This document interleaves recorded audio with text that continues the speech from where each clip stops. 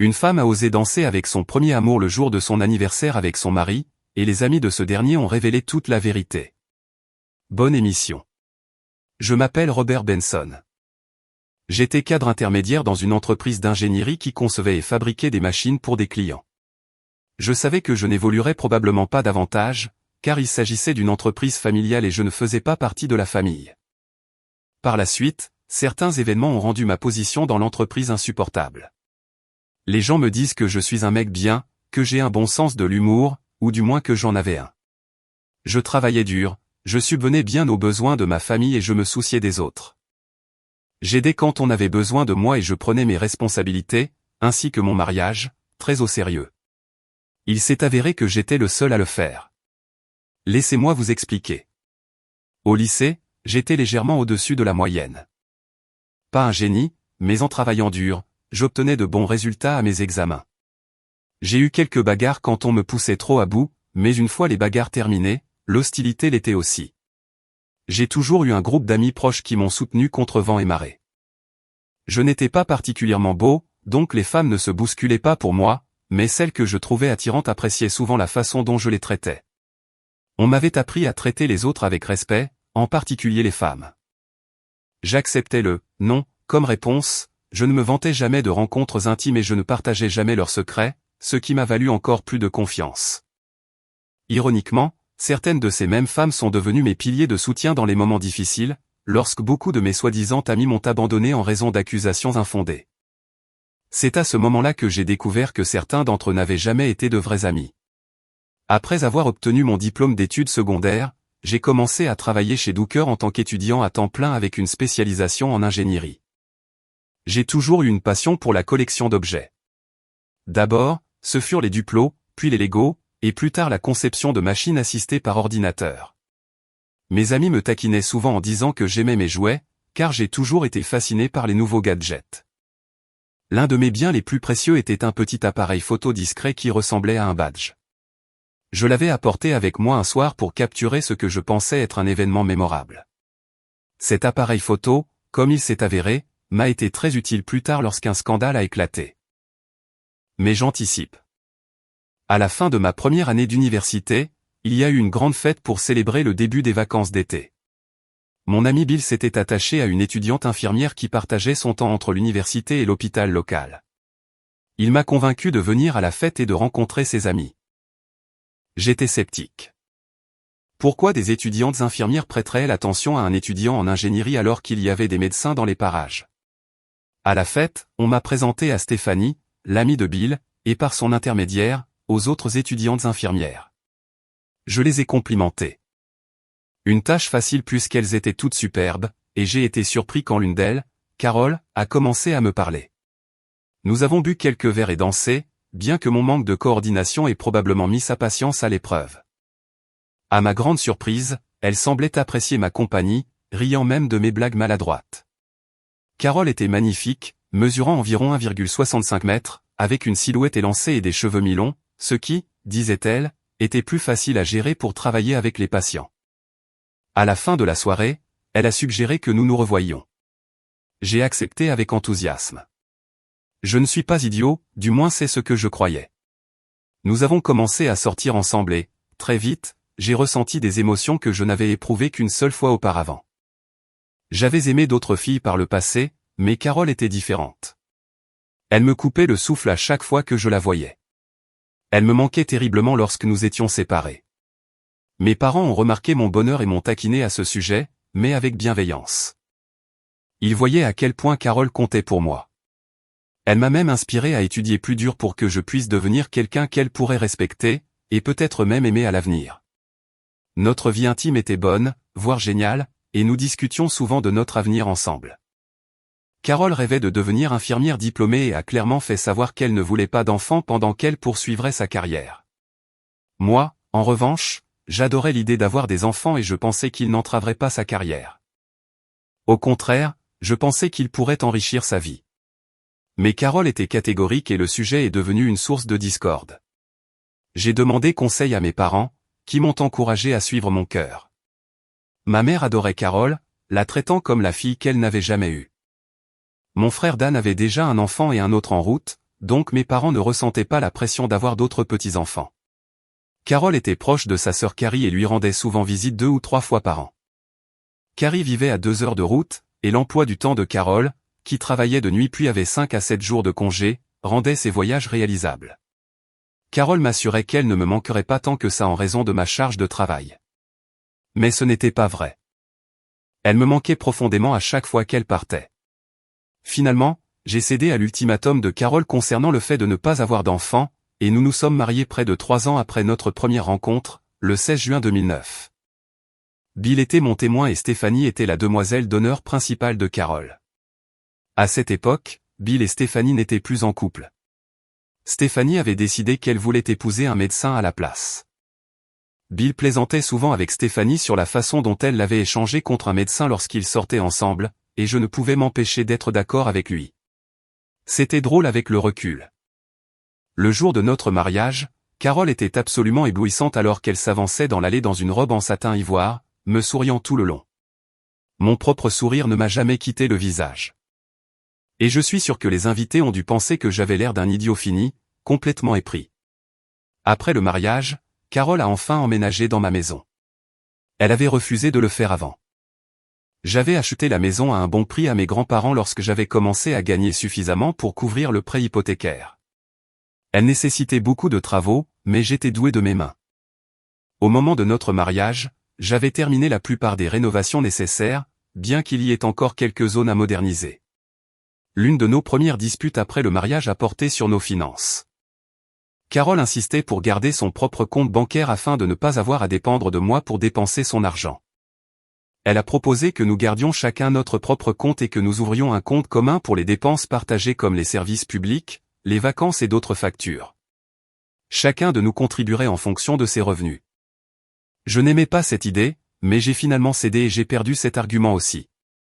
Les premières années de notre mariage ont été bonnes, sinon parfaites. La formation d'infirmière de Carole comportait souvent des événements et des réunions, et je m'efforçais d'assister à la plupart d'entre eux. Cependant, j'en ai manqué quelques-uns à cause de voyages d'affaires. Pour être honnête, je me sentais souvent comme un étranger lors de ces rassemblements. Toléré presque comme une blague. La meilleure amie de Carole, Stéphanie, était toujours présente à ces événements, car elles étaient très proches. Carole essayait de passer la majeure partie de son temps avec moi lors des réunions, mais elle dansait aussi avec quelques médecins. Je n'y voyais rien de mal à l'époque. Avec le temps, je suis devenu ami avec certains des autres maris, principalement parce que nous partagions un intérêt pour le golf. J'ai travaillé mon jeu et j'ai même réussi à abaisser mon handicap à 6, ce qui les a impressionnés. De temps en temps, je me joignais à eux pour des week-ends de golf, dont certains coïncidaient avec les réunions de Carole ou les jours où elle rentrait de ses nuits de garde.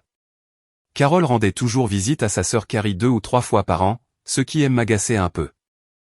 Elle s'efforçait toujours de s'occuper de tout à la maison avant de partir, m'assurant qu'elle ne me manquerait pas. Mais c'était toujours le cas. Carole parlait rarement de son travail ou de ses ambitions. Elle semblait se contenter d'être une infirmière ordinaire et me disait qu'elle ne voulait pas des responsabilités supplémentaires ni du manque d'interaction avec les patients qu'impliquaient les promotions. J'ai accepté le fait que c'était sa vie. Socialement, nous planifions la plupart de nos activités autour de nos amis.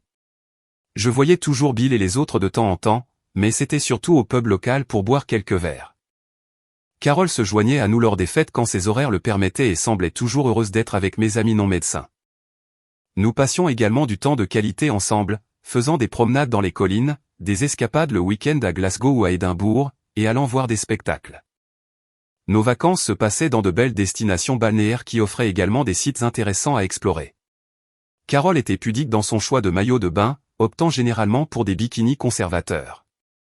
Je lui ai suggéré un jour d'essayer quelque chose de plus révélateur, mais elle a refusé. Elle n'avait jamais envisagé non plus de visiter une plage naturiste, et j'ai respecté ses préférences. Nous nous disputions rarement, et quand c'était le cas, c'était généralement pour des désaccords mineurs. Si l'un de nous ne voulait pas de quelque chose, nous en discutions jusqu'à trouver un terrain d'entente. Parfois j'obtenais ce que je voulais, et parfois c'était elle. Notre amour et notre respect mutuel passaient toujours en premier. Rien n'était interdit entre nous en termes d'expérimentation. Et même si nous n'aimions pas tout, nous étions toujours ouverts à l'idée d'essayer de nouvelles choses. Chaque jour, je me surprenais à l'aimer davantage. À l'approche de notre 10e anniversaire de mariage, je voulais faire quelque chose de spécial pour Carole. J'ai parlé à Stéphanie de la réservation d'un hôtel, d'un dîner et d'une soirée dansante. Elle était tout à fait d'accord et a promis de garder le secret. Certains de nos amis ont également exprimé le souhait de se joindre à nous. J'avais prévu de le dire à Carole plus près de la date, sachant qu'elle voudrait prendre ses propres dispositions.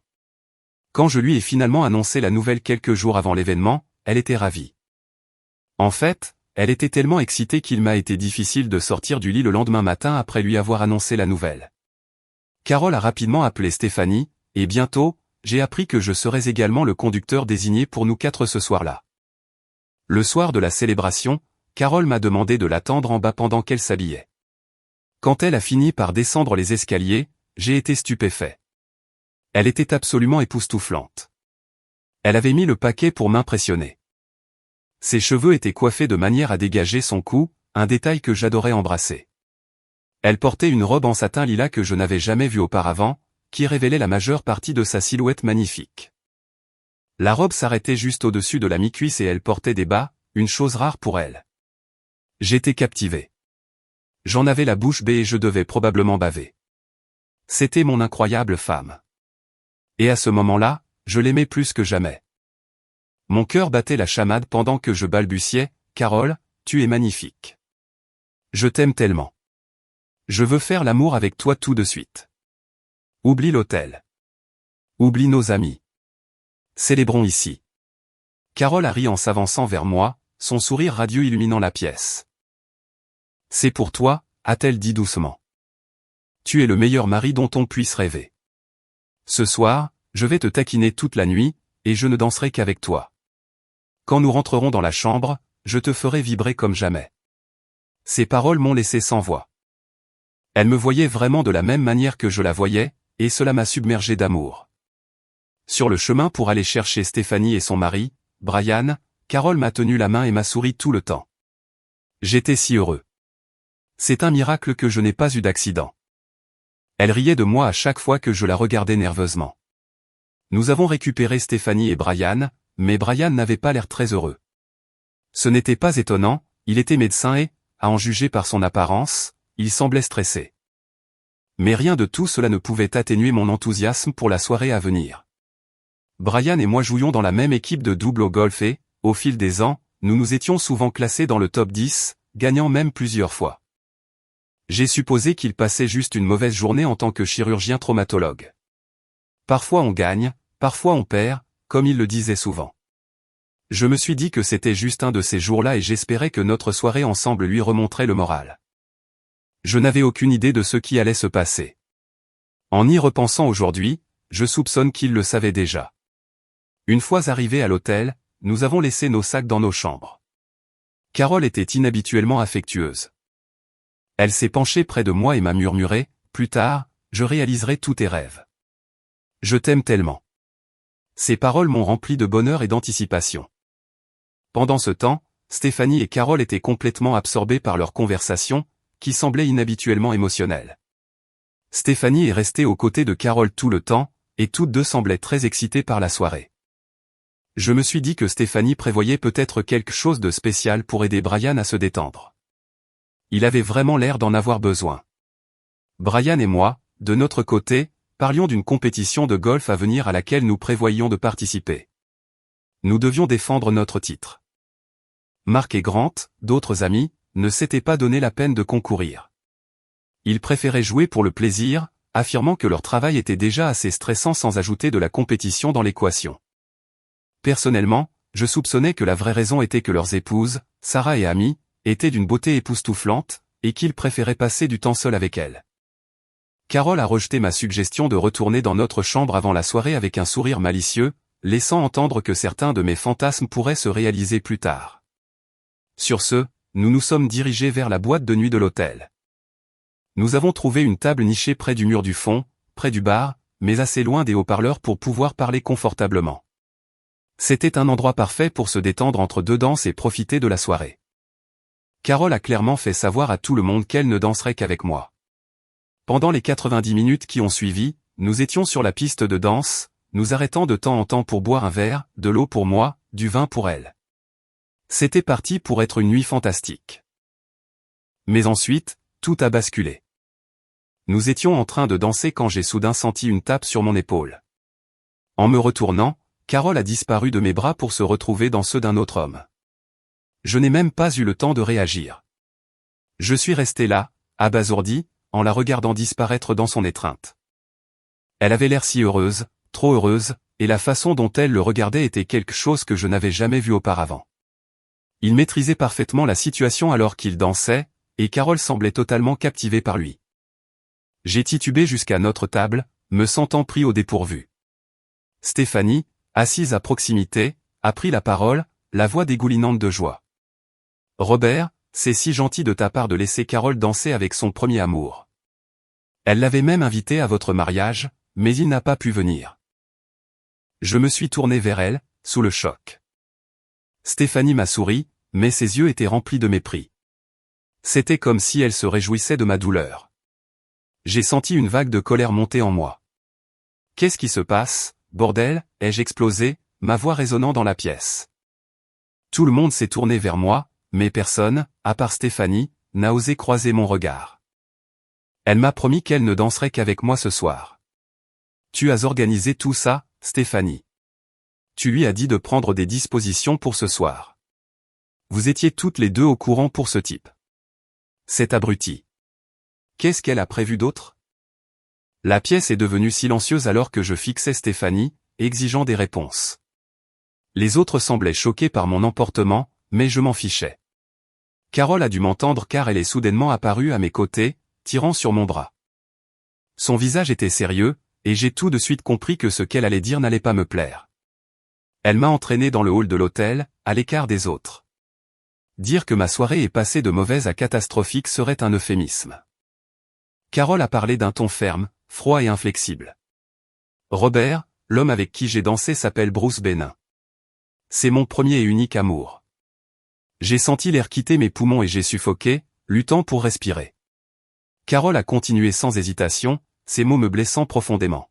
« Nous étions ensemble avant que je te rencontre. Nous nous voyions plusieurs fois par an, mais il étudiait pour devenir neurochirurgien pédiatrique, donc nous ne pouvions pas être ensemble. Quand je t'ai rencontré, il était heureux pour moi. Il a dit, c'est un homme bien. Honorable et décent. Et tu le es. J'ai adoré le temps que nous avons passé ensemble, Robert. Mais j'ai toujours aimé Bruce. » Sa voix n'a pas tremblé, contrairement à la mienne alors que je balbutiais, « Quoi ? Qu'est-ce que tu dis ?» Carole a poursuivi, ignorant mon désespoir grandissant. « C'est la raison pour laquelle je ne pouvais pas avoir d'enfant avec toi. Il aurait été cruel de te blesser encore plus quand je serais parti en les emmenant avec moi. Bruce est maintenant chef du service de neurochirurgie à l'hôpital de Leeds et je pars avec lui. » Je ne pouvais plus respirer. Mon cœur battait à tout rompre. Ma vision s'est troublée et ma tête bourdonnait. La femme que je croyais aimer. Non, la femme que je savais aimer se tenait devant moi, anéantissant la vie que nous avions construite ensemble. « Je suis désolé que tu sois si blessé, » a-t-elle ajouté, comme si cela allait arranger les choses. Mais pendant que nous étions ensemble, je me suis donné à toi complètement. J'ai fait en sorte que tu ne saches jamais que j'aimais quelqu'un d'autre. Si Bruce n'était pas revenu, j'aurais été heureuse de rester ta femme pour toujours. Ces mots m'ont brisé. J'ai vomi là, dans le hall de l'hôtel, gâchant le merveilleux dîner de tout à l'heure. En m'essuyant la bouche, j'ai remarqué que Stéphanie observait la scène avec un sourire suffisant, tandis que les autres regardaient sous le choc. C'est alors que je l'ai vu, Bruce Benin, marcher vers nous. Quelque chose a craqué en moi. Je me suis tourné vers Carole, la voix tremblante de rage. « Tu es une femme mauvaise, menteuse et manipulatrice. Donne-moi ton alliance et ta bague de fiançailles, tout de suite. Si tu ne le fais pas, je jure que je te les arracherai du doigt moi-même. » Tout le monde autour de nous a paru horrifié par mon emportement. Cela ne me ressemblait tellement pas. Mais rien dans cette soirée n'était normal. Bruce s'est approché, mais j'ai pointé un doigt vers lui et j'ai grondé, « Reste loin ou je ferai en sorte que tu ne puisses plus jamais utiliser tes mains. » Espèce d'idiot. Il s'est figé, visiblement surpris par ma menace, et a regardé les autres comme s'il cherchait du soutien. J'ai continué, élevant la voix. « Tu as couché avec ma femme. tu as exigé qu'elle m'humilie devant tout le monde. Et ses soi-disant amis savourent chaque instant. Vous êtes tous de la pourriture. Combien d'entre vous trompent leurs conjoints? Combien de mariages voulez-vous détruire pour vous amuser? Même des femmes de petite vertu ont plus de décence que n'importe lequel d'entre vous. Je me suis retourné vers Carole, ma colère irradiant par vagues. J'ai hurlé en augmentant le ton, les bagues. Mes tempes palpitaient de façon visible et je sentais la fureur me traverser comme jamais auparavant. L'espace d'un instant, j'ai vu la peur traverser son visage lorsqu'elle a réalisé le danger dans lequel elle se trouvait. Sans un mot, elle a retiré les bagues et s'est mise à pleurer. Mais je m'en fichais désormais. J'ai arraché les bagues de ses mains tremblantes et je suis parti en trombe. Je suis allé directement dans notre chambre, j'ai récupéré mes affaires et j'ai rendu la clé à l'administrateur de la réception. L'administrateur, qui avait clairement assisté à la scène précédente, avait l'air mal à l'aise. Cette femme de petite vertu paiera pour la chambre, ai-je dit froidement avant de partir. En y repensant aujourd'hui, j'ai honte de ne pas m'être excusé d'avoir vomi dans le rôle. Au moins, ce n'était pas sur la moquette. Mais sur le coup, j'étais trop furieux pour m'en soucier. Je savais que je ne remettrais jamais les pieds dans cet hôtel. Le trajet du retour est flou. Mes pensées étaient un tourbillon de rage, de trahison et d'incrédulité. Je ne me souviens même pas comment je suis rentré chez moi. Cependant, une fois arrivé, j'ai commencé à me calmer légèrement, suffisamment pour penser rationnellement à ce que je devais faire ensuite. La première chose que j'ai faite a été d'aller au garage et de désactiver le portail automatique, sachant que Carole pourrait en avoir une télécommande. Ensuite, j'ai pris une boîte de sacs poubelles et je me suis dirigé vers notre chambre. J'ai systématiquement commencé à retirer ses affaires des placards, en les jetant dans les sacs. J'ai également vidé le contenu de ces boîtes dans les sacs. En fouillant dans l'un des tiroirs du bas, j'ai trouvé 2 clés scotchées ensemble, l'une pour un coffre de dépôt et l'autre pour un coffre-fort bancaire. Intrigué, je les ai mises dans ma poche et j'ai continué ma tâche. J'ai pris tous les bijoux que je lui avais offerts dans sa boîte à bijoux et j'ai jeté la boîte elle-même dans les sacs. Ensuite, je suis allé à notre classeur et j'ai pris tous ses documents personnels. Parmi eux, j'ai trouvé son carnet de mots de passe et je l'ai copié. Il n'y avait rien qui la liait explicitement à Bénin, mais j'étais déterminé à tout découvrir. Au moment où j'ai terminé, il était près de 2 heures du matin, mais mon esprit refusait de se reposer. Mon cœur battait encore, bien que moins intensément qu'auparavant. J'ai cherché en ligne des informations sur les garde-meubles locaux, car Carole en avait mentionné un en passant auparavant. Il y en avait 3 en ville, tous ouverts 24h24 et 7h7. J'ai trouvé celui que je cherchais. Il y avait une icône de clé bien en évidence sur sa page d'accueil. Enfilant une paire de gants en latex pour éviter de laisser des empreintes, j'ai conduit jusqu'au garde-meuble. Ce que j'y ai découvert à l'intérieur m'a causé un niveau de douleur que je n'aurais jamais cru possible. Je pensais savoir ce qu'était un cœur brisé, mais ça a fracassé mon âme en 1 million de morceaux. L'unité de stockage était remplie de boîtes de dossiers et de 2 armoires verrouillées. J'ai utilisé mes compétences en ingénierie pour crocheter les serrures, bien qu'une partie de moi l'ait presque regretté. La première armoire contenait les plans détaillés de Carole me concernant. En feuilletant les documents, je n'en croyais pas mes yeux. Qui était cette femme? La deuxième armoire contenait des dossiers sur Bénin. Des documents qui confirmaient tout ce que je soupçonnais de lui. C'était un narcissique du plus haut niveau, sans cœur et dépravé. Il était clair que la seule personne dont il se souciait vraiment était lui-même.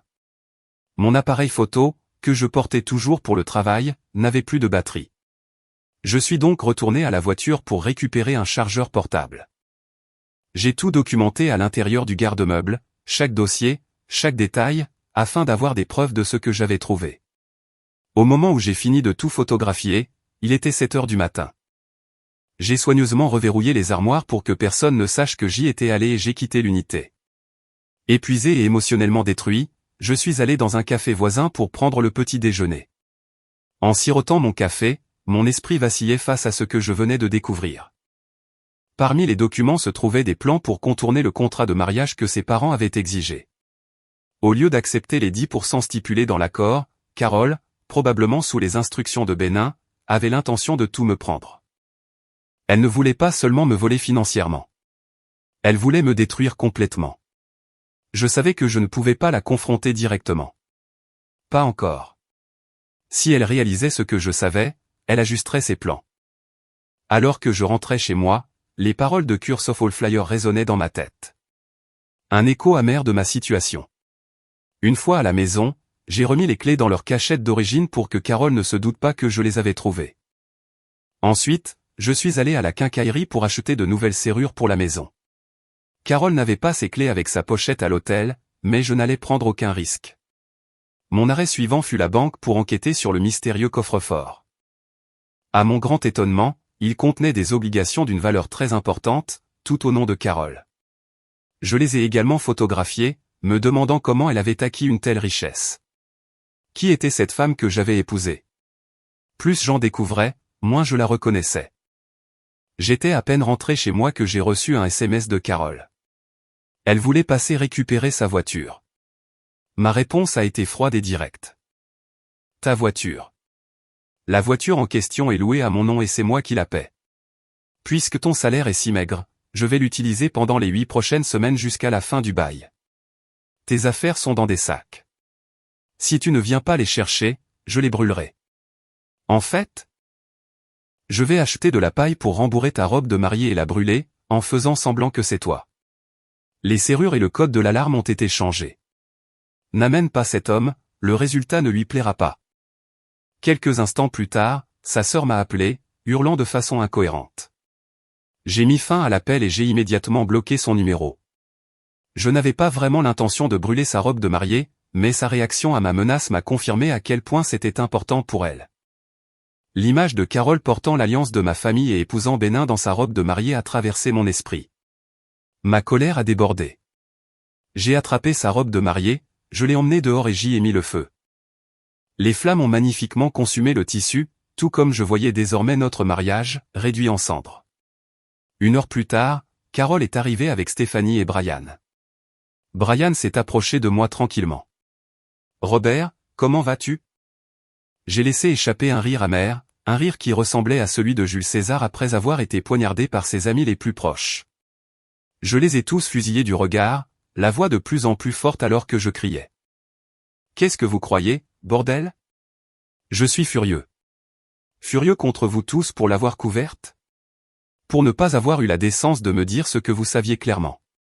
Furieux contre moi-même d'avoir cru en cette femme. » Carole a tressailli à mes mots, visiblement contrariée lorsque je l'ai qualifiée de femme de petite vertu. Pourtant, elle semblait toujours s'attendre à ce que j'agisse civilement avec elle. « Robert, je sais que tu souffres, mais ça ne te ressemble pas, a-t-elle dit, d'un ton presque réprobateur. Tu as ruiné le déshabillé que j'allais porter pour Bruce. Ce n'était pas nécessaire. Je vais juste prendre mes affaires, et quand j'aurai fini, je te laisserai tranquille. Je sais que je t'ai blessé, et j'en suis tellement désolé. Mais j'ai toujours aimé Bruce. Tu seras plus heureux avec quelqu'un qui t'aime vraiment et qui peut te donner la famille dont tu as toujours rêvé. Tu es une personne spéciale et j'ai vraiment apprécié notre temps ensemble. Si je n'avais jamais rencontré Bruce, j'aurais été tellement heureuse avec toi. Puis-je au moins prendre l'alliance ? Ce serait un beau rappel de ce que nous avons partagé. Je l'ai fixé, ma colère désormais glaciale. Pas question, ai-je dit, ma voix tranchante comme l'acier. Cette bague se transmet dans ma famille depuis des générations. Ma mère adorait la façon dont elle t'allait, comme si nous étions faits l'un pour l'autre. Je ne leur ai pas encore dit à quel point tu es une fille mondaine sournoise et manipulatrice. Carole a tressailli face à la force de mes mots, son assurance visiblement ébranlée. Pendant ce temps, Brian et Stéphanie aidaient à charger les sacs poubelles remplis de ses affaires dans leur voiture. Carole a hésité avant de demander « Et ma robe de mariée ?» J'ai pointé du doigt le foyer fumant à l'extérieur.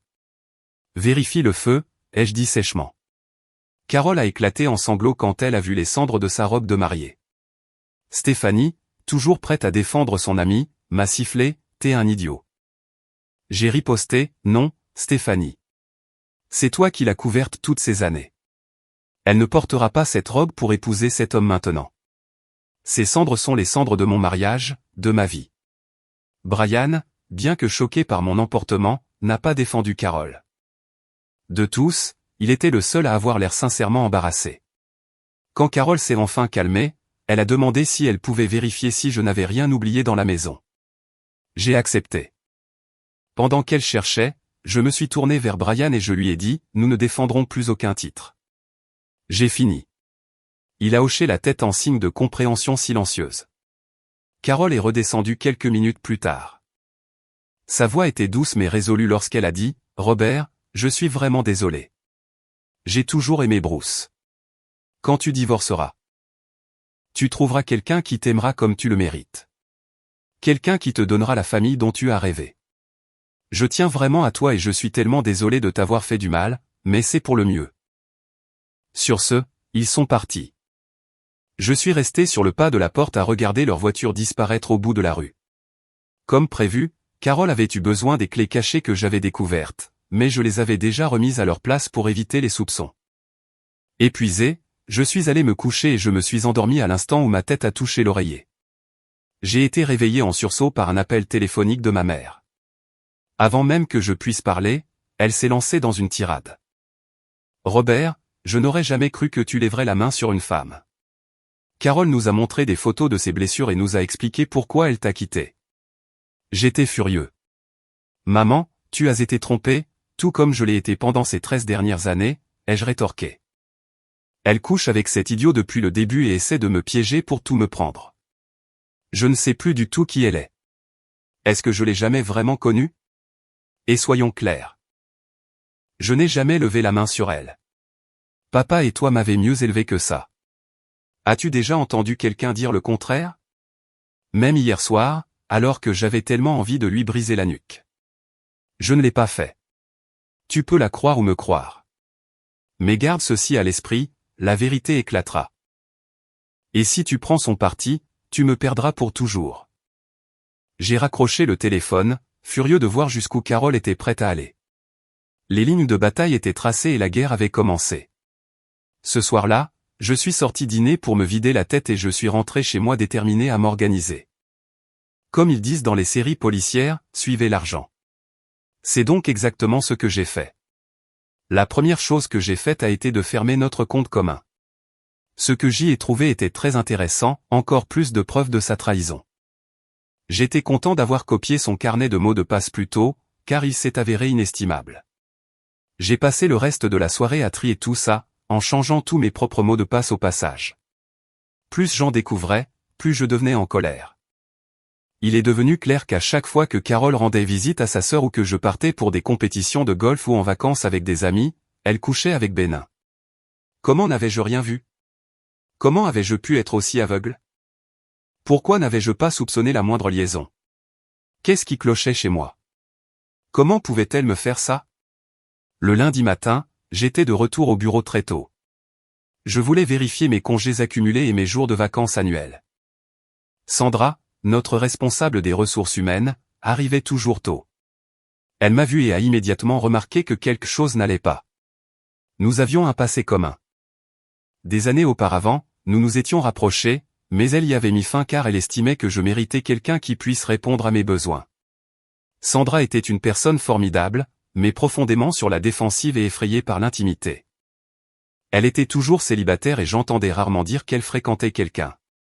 Sandra s'est approchée de moi, l'inquiétude se lisant sur son visage. « Robert, que s'est-il passé? Je ne t'ai jamais vu aussi triste. » Je lui ai fait un sourire vide et creux. Mon monde s'est effondré. Vendredi était censé être une soirée d'anniversaire romantique. Mais ça s'est transformé en la pire nuit de ma vie. Carole a tout organisé pour que son amant puisse m'humilier devant tout le monde. J'ai découvert qu'elle sortait avec lui et couchait avec lui pendant ses 5 à 7 jours de congé après ses nuits de garde. 2 ou 3 fois par an. J'ai perdu 13 ans avec une femme infidèle qui aimait quelqu'un d'autre depuis le début. Et maintenant, elle m'accuse de l'avoir physiquement agressée. Essayant de me détruire complètement. Je n'ai jamais levé la main sur une femme de ma vie. Je ne sais pas qui elle est devenue, ou si je l'ai jamais vraiment connue. J'ai besoin de temps pour réfléchir, pour décider quoi faire, peut-être même de consulter un psy. Sandra avait l'air sous le choc. Elle s'est approchée et m'a pris dans ses bras. Robert, je sais que tu ne frapperais jamais une femme. Depuis notre rupture il y a des années, je me méprise de m'être éloigné de quelqu'un d'aussi décent et attentionné que toi. Peu importe ce que les autres disent. Je croirai toujours en toi. Voici mon numéro et mon email. Appelle-moi si tu as besoin d'aide ou juste de quelqu'un à qui parler. Tu as été si gentil avec tant de femmes au fil des ans. Aucune d'entre elles ne croira aux accusations de cette menteuse. Ces paroles m'ont donné une lueur d'espoir, mais elle fut éphémère. Je venais de retourner à mon bureau lorsque mon patron m'a convoqué dans le sien. Dès que je suis entré, j'ai vu qu'il était mécontent. « Robert » a-t-il commencé. « Carole est venue chez moi hier. Elle m'a montré des photos de ses blessures. J'étais furieux. Monsieur Dor. Vous me connaissez depuis des années et vous êtes toujours prêt à croire une menteuse et une manipulatrice plutôt que moi. Très bien. Virez-moi ou je pars tout de suite. J'ai 9 semaines et demie de congés payés et cela couvrira largement ma période de préavis. Ne vous attendez pas à ce que je revienne pour apprendre à vos enfants comment faire le travail. Qu'ils coulent l'entreprise autant qu'ils veulent. Sans attendre de réponse, j'ai quitté son bureau, rédigé ma lettre de démission, je l'ai signée et je l'ai envoyée par le courrier interne. En sortant du bâtiment, j'ai surpris les expressions choquées de mes collègues. Ils n'arrivaient pas à croire à la fureur que j'avais affichée. C'était tellement inhabituel pour moi, mais plus rien dans ma vie ne me semblait normal. J'ai passé le reste de la matinée à régler des questions pratiques. À partir des dossiers financiers de Carole, j'ai découvert qu'elle avait séjourné dans un hôtel à 3 heures de route plusieurs fois au cours des 18 derniers mois. Alors qu'elle était soi-disant en visite chez sa sœur, il semblait que la tromperie était de famille. Déterminé à découvrir l'ampleur de sa trahison, j'ai fait ma valise et j'ai pris la route. Le trajet a été étonnamment agréable, en partie parce que je conduisais la voiture que Carole m'avait demandé de lui donner, et en partie parce que cela me donnait le temps de réfléchir.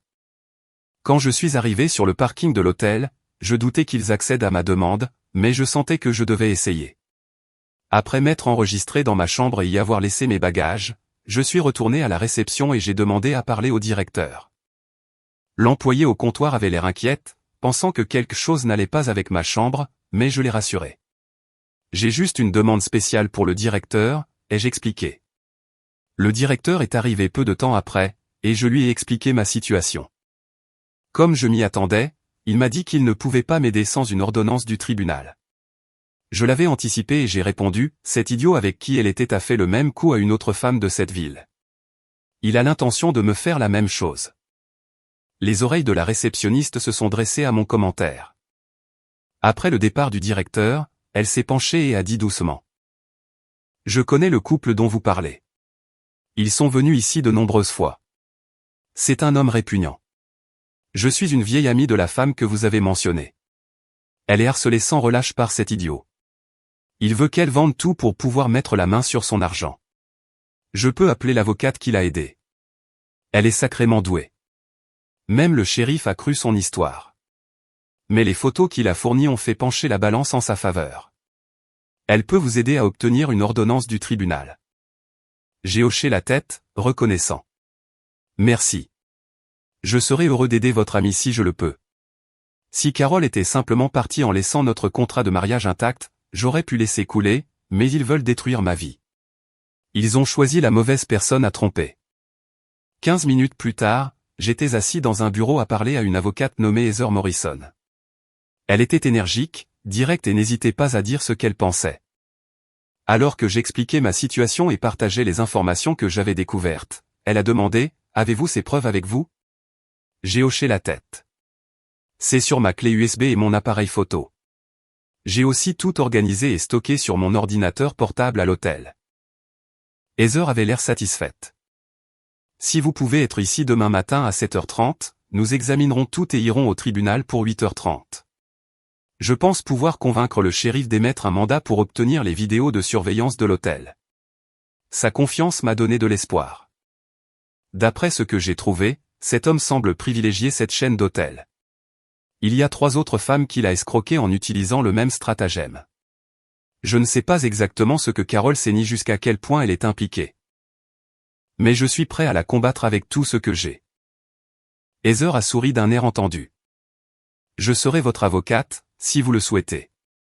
Cet homme sera mort de peur quand il me verra. Il saura qu'il a de sérieux ennuis. De très sérieux ennuis. Pour la première fois depuis vendredi soir, j'ai ri. Un vrai rire sincère. La confiance de Heather était contagieuse. Et l'espace d'un instant, j'ai eu l'impression de ne pas avoir perdu toute foi en l'humanité. Le lendemain matin, je suis arrivé à son bureau comme prévu. À ma grande surprise, un autre homme attendait là. Heather l'a présenté comme Jim, le père d'une femme nommée Betsy. Jim, qui avait été lui-même trompé par Benin, s'est adossé à sa chaise et a pris une profonde inspiration après avoir examiné la carte SD que j'avais remise à Heather. La carte contenait toutes les preuves que j'avais rassemblées, y compris des documents relatifs à Betsy, une autre victime des magouilles de Benin. Jim a dit fermement, « Je le savais. La meilleure chose à faire est de faire disparaître cet idiot. Le monde se porterait mieux sans lui. » Heather et moi nous sommes dirigés vers le tribunal où elle s'est approchée du greffier pour expliquer la raison de notre présence. Je pensais que nous devrions parler directement au shérif, mais Heather est entrée dans beaucoup plus de détails avec le greffier que je ne l'aurais cru. 15 minutes plus tard, un homme qui était assis au fond du bureau s'est avancé et a parlé au greffier. « Janine, appelle Betsy et dis-lui de ne pas donner un centime à cet homme ni de vendre sa maison. J'intenterai une action en justice en son nom. » Puis il s'est tourné vers Heather et lui a tendu le mandat dont nous avions besoin. « Heather, voici votre mandat. Il couvre tous les hôtels de la chaîne. Vous pouvez dire à Marvin que s'il hésite, je le jetterai en prison. » Il est sorti, me laissant abasourdi. Heather a remarqué mon expression et a ri. C'est le shérif Griffiths. C'est un vieil homme sage qui croit que la vérité est plus importante que la loi. Allons à l'hôtel remettre Marvin à sa place. Quand nous sommes arrivés à l'hôtel, Marvin, le directeur, a voulu appeler son patron, mais Heather était si intimidante qu'il a cédé et obtempéré. Le chef de la sécurité a été convoqué et le mandat lui a été remis. J'avais tenu des registres méticuleux de chaque date à laquelle Carole prétendait rendre visite à sa sœur tout au long de notre mariage, et nous avons recoupé ces dates avec les registres de l'hôtel. Il n'a pas fallu longtemps pour trouver des réservations au nom de M et Madame T.R. Benin. Bientôt, nous avons eu des images vidéo de Carole et Benin dînant ensemble et entrant dans des chambres d'hôtel en couple. Nous avons découvert 26 réservations supplémentaires dans divers hôtels de la même chaîne, bien qu'il n'y ait pas de dossier plus ancien que 18 mois. Heather était très satisfaite de ce que nous avions trouvé. Une vidéo en particulier a attiré mon attention, et elle a semblé plaire à Heather également. Elle a pris des notes à ce sujet. Marvin nous a assuré que tous les documents et fichiers vidéo seraient traités et livrés à Heather rapidement. De retour à son bureau, Heather a commencé à élaborer une stratégie. « Robert, j'y ai réfléchi. Nous devons les laisser engager la procédure de divorce. Si vous demandez le divorce pour cause d'infidélité, ils répondront par des accusations de violence conjugale et utiliseront ces photos contre vous. Ils auront l'avantage de parler en second. Ce qui rendra plus difficile de les coincer sur leurs mensonges. Laissez-les déposer la demande en premier. Ils devront présenter leurs preuves. Et nous démonterons leur dossier pièce par pièce. Les autres femmes que vous avez mentionnées peuvent nous aider à détruire cet homme et ses stratagèmes. Je vais retrouver Samantha Weissman et découvrir son rôle dans tout ça. Je vais aussi organiser toutes les informations financières que vous m'avez fournies. » J'ai hoché la tête, bien que je me sente émotionnellement épuisé. J'ai besoin d'une pause. Je ne sais même plus ce que je dois ressentir. Une partie de moi a envie de lui casser les bras pour qu'il ne puisse plus jamais faire ça. Mais je dois aussi me concentrer sur la recherche d'un emploi. Si quelqu'un veut bien engager un homme accusé de battre sa femme. Même si l'accusation est fausse. Je ne suis pas une star de football. Heather a souri d'un air rassurant. Ne vous inquiétez pas. Nous trouverons la vérité et nous le ferons payer. Vous n'êtes pas seul dans cette histoire. Ces mots m'ont redonné une petite lueur d'espoir. Trouver des preuves de sa tromperie avec ces autres femmes m'a aidé. Cela m'a fait réaliser que je n'étais pas le seul qui l'avait dupé. En les aidant, je peux aussi m'aider moi-même. Je ne me sens plus aussi inutile. Je suis resté quelques nuits de plus en ville avant de reprendre la route. J'ai décidé de prendre de courtes vacances pour me changer les idées. Dans le Staffordshire, j'ai fait un tour de montagne russe qui a fait des merveilles pour soulager mon stress. De là, je me suis dirigé vers le nord pour explorer les magnifiques paysages autour d'Inverness. J'ai parcouru la North Coast 500 et exploré plus tard la Grampian 250. L'un des moments forts du voyage a été la tournée des contrebandiers de Glenlivet, où j'ai dégusté du whisky Glenlivet moderne dans une cabane au fond des collines. Bien que j'ai vécu près de ces endroits pendant des années, je ne les avais jamais visités auparavant. Les paysages fascinants m'ont offert des moments de paix. Des moments où je pouvais arrêter de penser à la trahison et me concentrer sur la beauté qui m'entourait. Mais peu importe où j'allais, une grande partie de moi se sentait toujours profondément blessée. Cette douleur ne m'a jamais quitté. À l'approche de la fin de la période de location de la voiture, j'ai finalement pris le chemin de la maison. Je m'attendais à trouver ma pelouse et mon jardin dans un état d'abandon, envahi par la végétation et sauvage. À ma grande surprise, ils étaient impeccables, bien entretenus et florissants. Mon voisin, Gordon, est venu quand il m'a vu entrer dans l'allée. L'homme est de retour, a-t-il dit avec un grand sourire. Comment vas-tu? J'ai ri, bien que ce fût à contre-cœur. Aussi bien que possible, je suppose. C'est toi qui as fait tout ça. Il a souri. Pas seulement moi.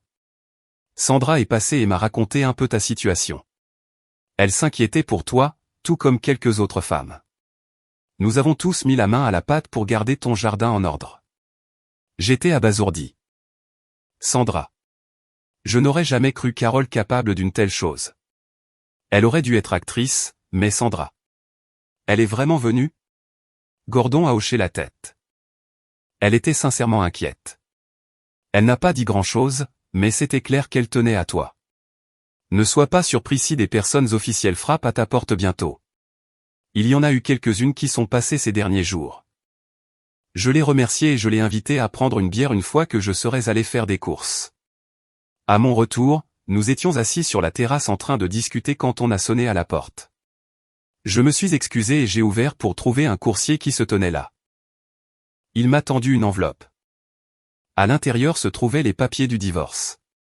J'ai souri en regardant les documents, puis j'ai dit au coursier, j'espère que le juge déteste les menteurs dans son tribunal.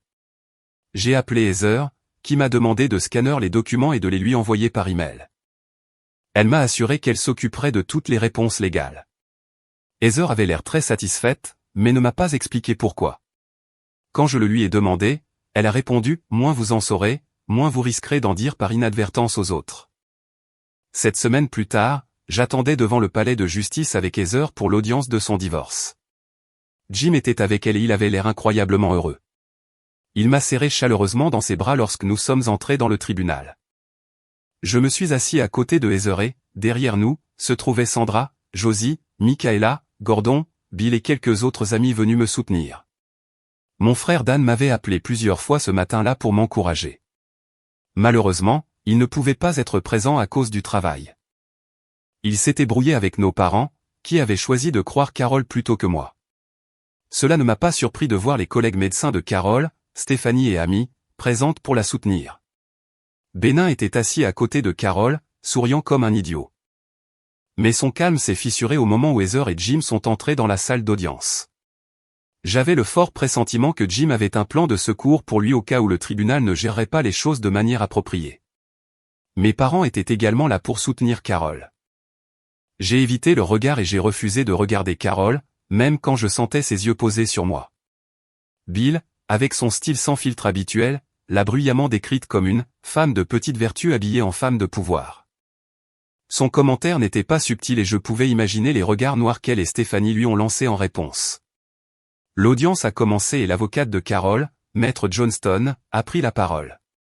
Elle respirait la confiance en commençant. Ma cliente demande l'annulation d'un contrat de mariage qui la limiterait à seulement 10% de la valeur de leur bien commun. Bien que ma cliente admette avoir commis un adultère.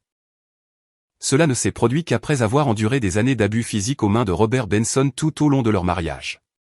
Elle demande le divorce pour cause de violence conjugale et réclame un partage des biens en sa faveur. Ces documents décrivent le patrimoine du couple au moment de leur séparation. Elle a remis une copie à Heather et le greffier en a passé une autre au juge. Heather n'a pu réprimer un rire en parcourant les documents, ce qui a fait hausser un sourcil au juge. Heather s'est levée et s'est adressée à la cour. Monsieur le juge, en raison des actions de Carole Benson, la médiation n'a pas été possible jusqu'à aujourd'hui. Je suis certaine que vous comprendrez pourquoi. À mesure que les preuves seront présentées. Maître Johnston et moi-même avons eu des discussions limitées concernant les preuves qui seront soumises. Elle a demandé l'autorisation de présenter l'intégralité de son dossier avant que je ne contre-interroge les témoins. J'accepte. À condition que l'on m'accorde l'autorisation judiciaire de réinterroger ces témoins par la suite. Sans cet accord, je les contre-interrogerai au fur et à mesure de leur comparution. Le juge y a réfléchi quelques instants. C'est très inhabituel, a-t-il dit. Cependant, je comprends le désir de maître Johnston d'éclairer pleinement le dossier de sa cliente. Je vais l'autoriser et vous accorder le droit de contre-interroger les témoins une fois son interrogatoire terminé. Heather a hoché la tête et a poursuivi sa déclaration préliminaire. Mon client demande la pleine exécution du contrat de mariage. De plus, nous demandons à la Cour d'envisager de réduire tout règlement financier en faveur de la plaignante en raison de son parjure délibéré, qui visait non seulement à éviter d'assumer la responsabilité de son adultère, mais aussi à détruire la réputation, la moralité et l'avenir de mon client. Les actions de Carol Benson étaient délibérées, calculées et destinées à ruiner un homme décent et attentionné, quelqu'un de totalement différent d'elle et de son amant, un duo de menteurs insidieux. En outre, nous demandons une pension alimentaire de la part de Madame Benson, car ces mensonges ont fait perdre à mon client son emploi, ses amis, et même la relation étroite qu'il entretenait autrefois avec ses parents. Il n'y a jamais eu le moindre cas de violence conjugale, et nous le prouverons. Heather s'est assise, un petit sourire confiant sur le visage. Elle était prête pour la mise à mort. Carol a été appelée à la barre des témoins. Je sentais son regard sur moi, mais j'ai gardé les yeux fixés droit devant moi, refusant de la regarder. Son avocate a commencé à la guider à travers leur récit, en commençant par la façon dont nous nous étions rencontrés, nos premières années de mariage et le moment où je serais prétendument devenu violent. Les larmes coulant sur son visage, Carol a affirmé, « Robert n'aimait pas que je travaille de nuit. Je suis sûr qu'il pensait que je couchais avec des médecins toutes les nuits. » Sa colère a grandi, et finalement il a commencé à me frapper au visage. J'utilisais du maquillage pour cacher les bleus au travail. Je restais chez ma sœur pour laisser les marques guérir avant de passer aux horaires de jour. Les choses allaient bien jusqu'à la prochaine fois où je devais travailler de nuit, et alors tout recommençait. Ma sœur n'arrêtait pas de me pousser à le quitter. Elle a même pris des photos de mes blessures, en disant que j'en aurais besoin pour un divorce. Maître Johnston a demandé, « Avez-vous trompé votre mari ?» Carol a livré une performance magistrale, sanglotant en répondant, « J'ai honte de l'admettre. » Mais oui. Je connaissais Bruce avant de rencontrer Robert. Je l'ai croisé près de la maison de ma sœur un jour. Il a vu les bleus et a été si gentil et compréhensif. J'ai développé des sentiments profonds pour lui. Nous avons fait l'amour à plusieurs reprises. Il m'a fait me sentir entière, comme une femme. Pas comme une personne brisée qu'on pouvait battre. L'avocate a guidé Carol à travers la chronologie de ses rencontres avec Benin, les événements précédant notre dîner d'anniversaire et ses conséquences. Carol a décrit avec indignation comment j'aurais exigé le retour de sa bague de fiançailles, menaçant de lui arracher le doigt si elle n'obtempérait pas, et de briser les mains fragiles de Bruce. Elle a affirmé que ma colère la terrifiait, car elle était convaincue que je mettrais mes menaces à exécution en raison de mes antécédents de cruauté. Elle a raconté comment j'avais pris tous les bijoux que je lui avais offerts, alors que tout ce qu'elle voulait récupérer, c'était la bague de fiançailles. Son témoignage dressait de moi un portrait saisissant d'un mari abusif et vengeur, tout en se faisant passer pour une victime cherchant simplement à s'échapper et à trouver du réconfort dans les bras d'un autre homme. Lorsque Carol est revenue chercher ses affaires, elle a décrit, en larmes, avoir trouvé sa robe de mariée réduite en cendres. Son avocate s'est assise avec un sourire triomphant. Les témoins suivants furent sa sœur Carrie, suivie de Stéphanie puis de Benin. Chacun a livré un témoignage convaincant sur mon prétendu comportement inapproprié, bien qu'aucun d'eux n'en ait été le témoin direct. Ils n'ont parlé que de ses prétendues conséquences. Carrie a confirmé qu'elle avait pris les photos, ce qui a fait apparaître un sourire visible sur le visage de Heather. À la fin du témoignage de Benin, il se faisait tard et le juge a suspendu l'audience jusqu'au lendemain.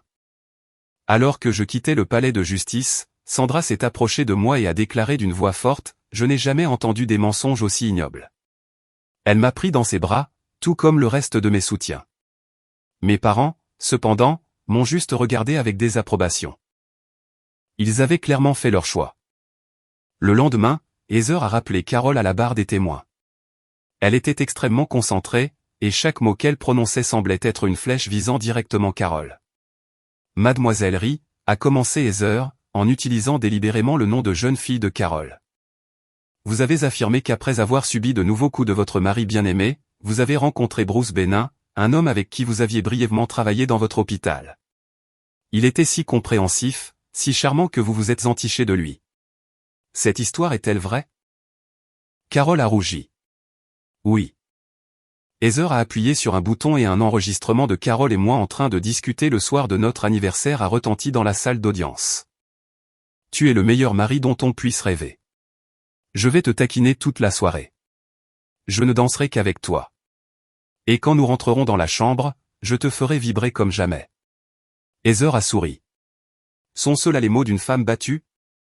Carole a hésité, mais a répondu, j'ai essayé de montrer que je tenais à lui, mais sa violence m'y a obligé. Je le déteste. Heather n'a rien lâché. Pour votre 10e anniversaire, vous vous êtes habillé pour votre amant, mais vous avez déclaré votre amour à votre mari. Vous lui avez dit à quel point vous l'aimiez, vous avez fait tout ce qu'une épouse aimante ferait dans une relation saine. Est-ce exact? Carole a balbutié, J'essayais de lui faire plaisir. Le ton de Heather s'est durci. Une actrice accomplie jouant le rôle d'une épouse aimante. Tout en prévoyant de le poignarder dans le dos. La nuit où vous vous prépariez à le taquiner. Ce n'était pas pour lui, n'est-ce pas? La réponse de Carole fut à peine audible. Non. Heather s'est penchée en avant. Vous et votre amant avez décidé d'humilier Monsieur Benson, dont le seul crime était d'aimer une femme infidèle. Elle a appuyé sur un autre bouton et le tribunal a entendu un enregistrement de Carole après qu'elle m'ait quitté. Robert, l'homme avec qui j'ai dansé s'appelle Bruce Benin.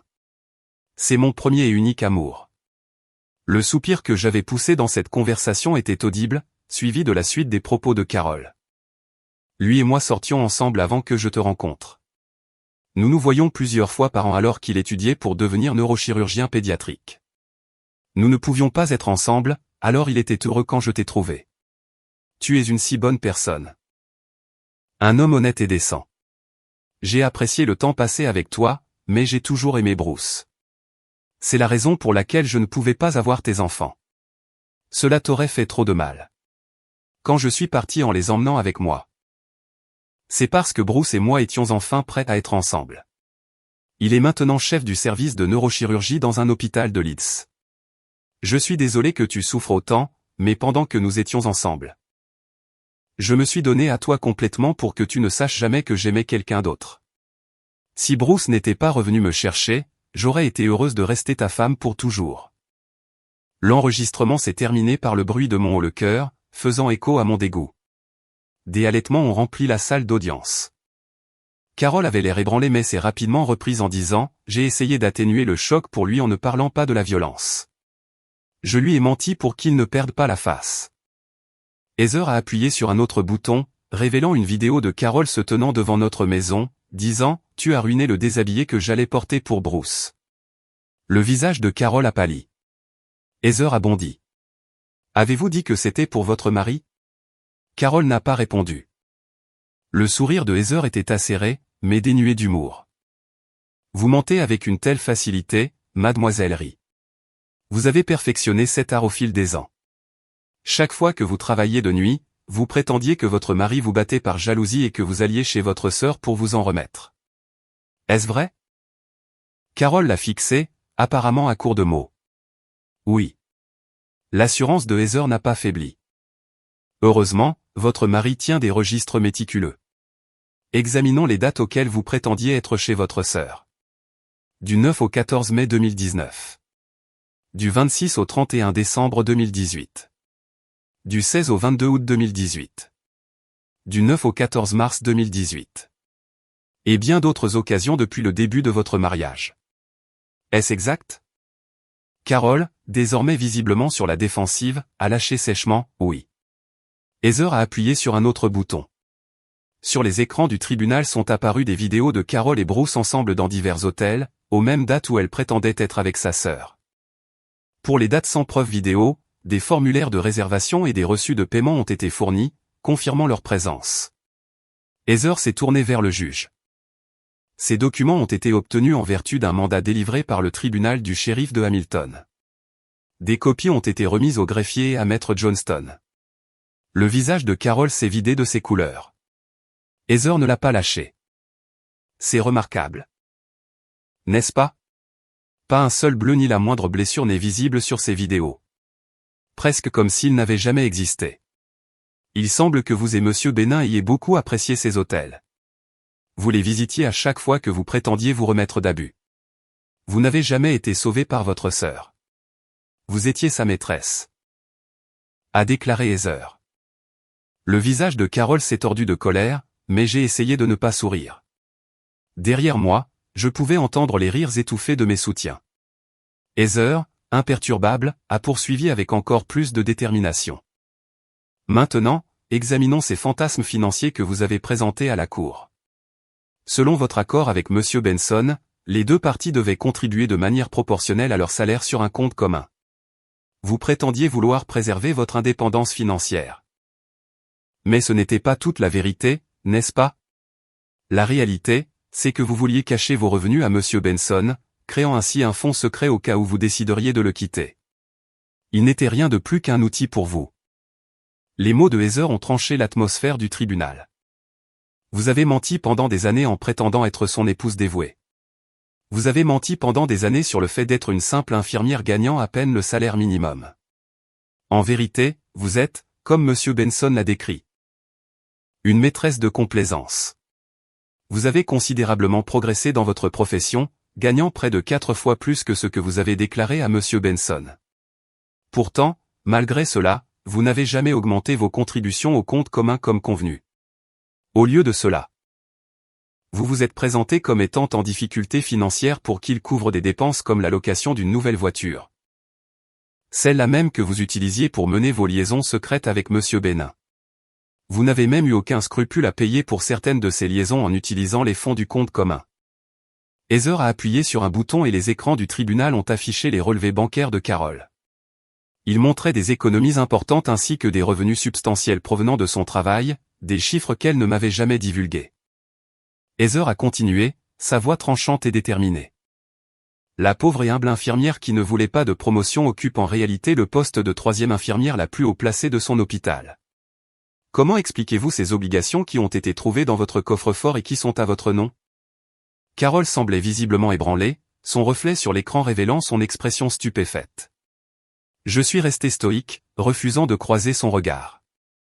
Elle a balbutié, je prenais soin de moi. Après ces coups, Heather était implacable. Ces comptes appartiennent à Mademoiselle Rie et reflètent les montants actuels certifiés des obligations.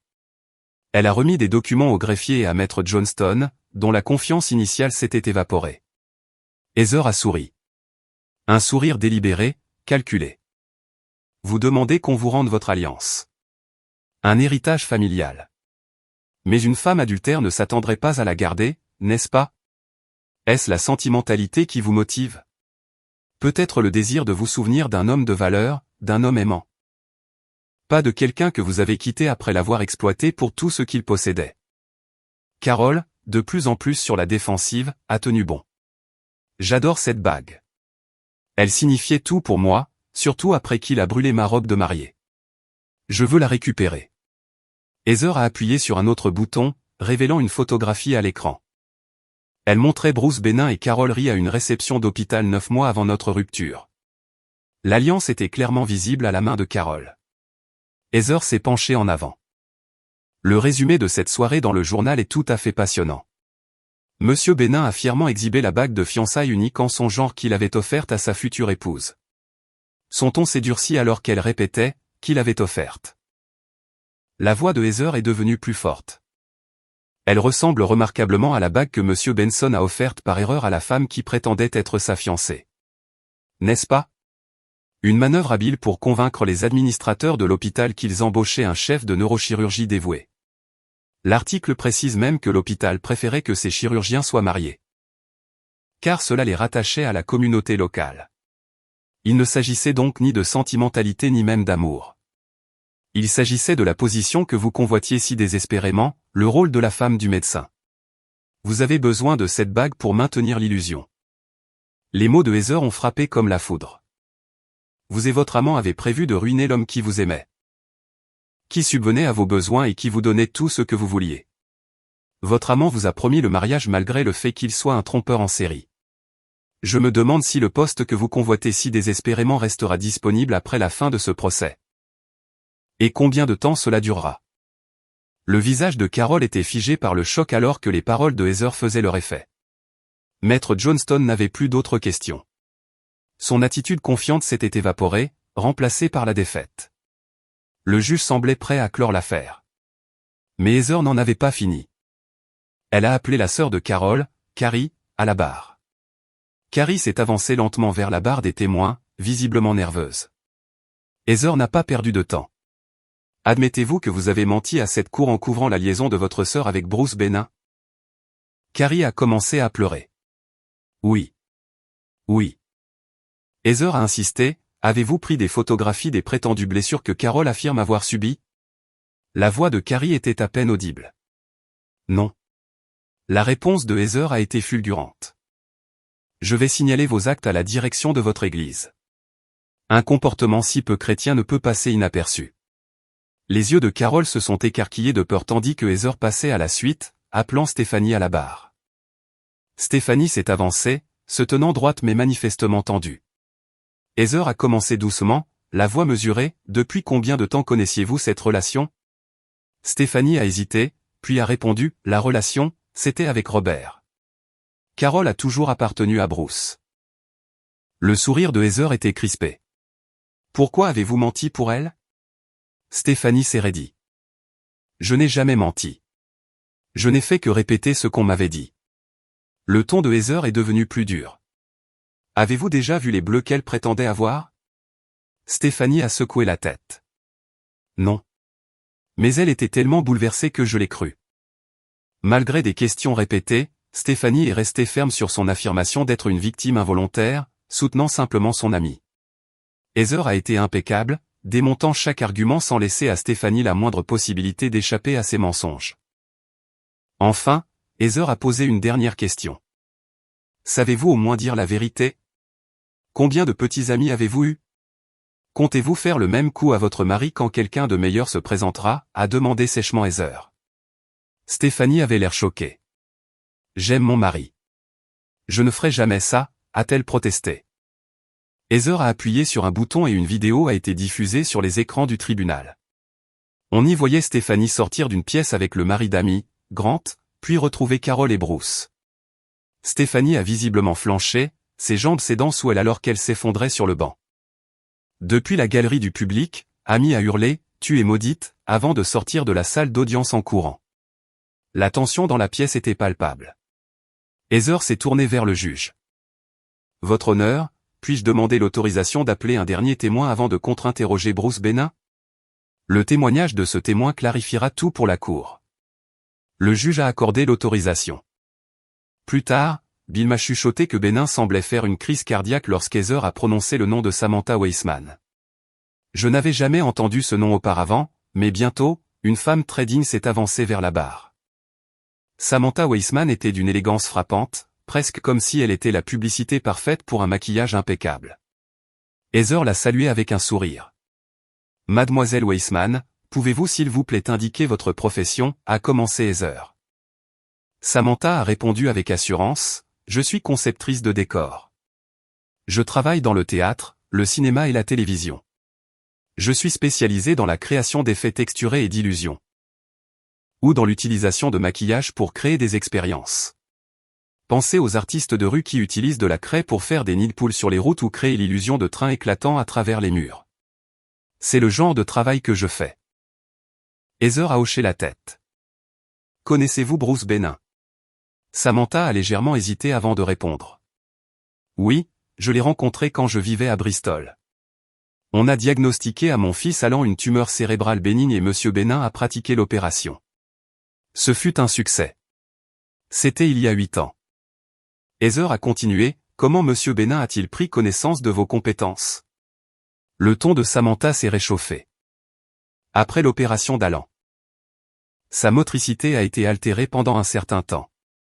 Je l'aidais à retrouver l'usage de sa main et de son bras en sculptant ses monstres préférés avec de la pâte à modeler Plaidoche. Monsieur Benin est entré un jour pendant que nous y travaillions. Il a été intrigué par mon travail et nous avons commencé à discuter. Heather l'a poussé plus loin, et cela a-t-il mené à autre chose? Oui, a admis Samantha. C'était près d'Halloween et il m'a demandé si je pouvais le maquiller pour une fête. Il voulait apparaître comme un conjoint battu, plaisantant sur le fait que ses amis se moquaient de lui en disant qu'il était trop stressé. Qu'il ressemblait à quelqu'un qui ne supportait pas le rejet. Il a affirmé qu'il voulait leur prouver qu'ils avaient tort. Je l'ai maquillé pour 3 fêtes cette année-là, en rendant à chaque fois les ecchymoses plus matures, comme si les blessures vieillissaient soi-disant. Depuis. Je l'ai maquillé pour des événements similaires quelques autres fois au fil des ans. La voix de Heather s'est légèrement aiguisée. À part Monsieur Benin, connaissez-vous quelqu'un d'autre dans cette salle d'audience?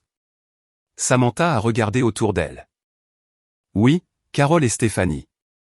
Je les ai maquillés pour quelques fêtes à Liverpool l'année dernière.